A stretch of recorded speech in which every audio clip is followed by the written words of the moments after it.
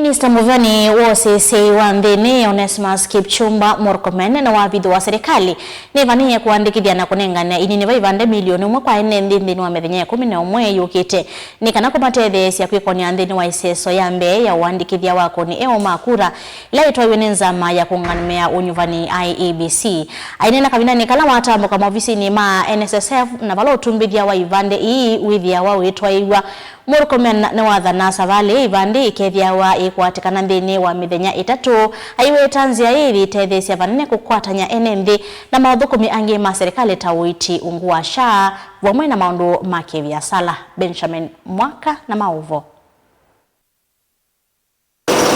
CS Murkomen nono atambuka va kusisya iseso ya utumithya wa Ivandi yueweta kini kindu cha vatathio na chaile kwitha mokonya ma kila mwenenthi. Murkomen niwakulya vakuvi enenthi milioni umwe ala ukuita mate yandikithitye kuosa Ivandi matumie episodi nokana maikatilwe tina isesoni ya uandikithya wa akuni makura iseso thila ni kitui kinene kuikithya mwenenthi na wasya maunduni monyuvani na utongoi wa nthi. Even as the IEBC is carrying out mass registration of voters, this is your time to get your ID in record time.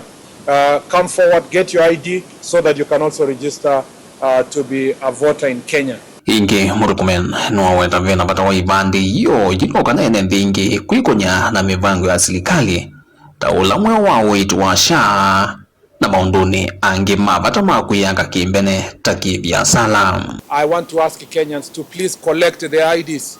We have 400,000 uncollected IDs. Which means around 270,000 or 80,000 are those who are replacing their IDs, and nearly 150,000 are those who are actually taking it for the first time. So I want to ask, do we have too many IDs in many offices across the country? CS Murkomen weta Ivandi ikakwatikana nthino ithio wa mithenya 3 kuma mwene mbere yandikithya iseso thila yitwaiiwe maofisini ma Silikali kuethio ndwani ma makivu na isioni kotkanyo si mwana. We are working very hard to ensure that many Kenyans who are not registered, first time registrations and replacements are going to happen in record time.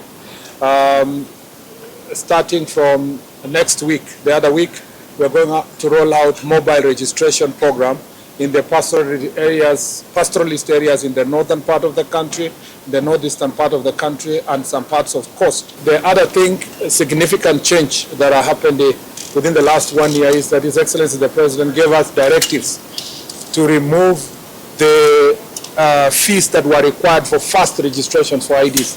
Now every Kenyan who registers or wants an ID for the first time is getting it for free. The removal of 300 shillings has made it possible for many to register.